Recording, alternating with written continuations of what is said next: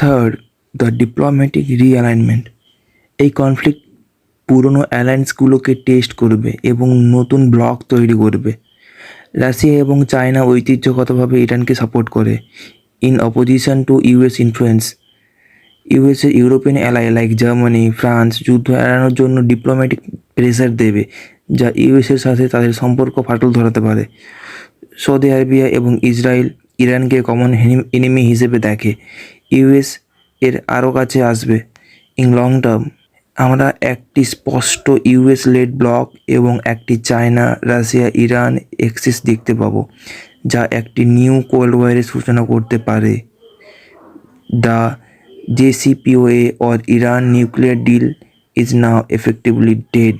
Final prediction: the era of shadow boxing is over. আমরা middle ইস্টে direct state on state conflict এর নতুন এরাতে ঢুকে গেছি। এই হামলা দেখায় যে Iran is willing to risk direct confrontation.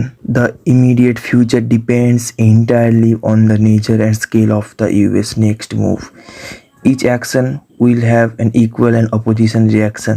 The key takeaway is this: the stability of this entire Middle East and by extension the global economy is now on a razor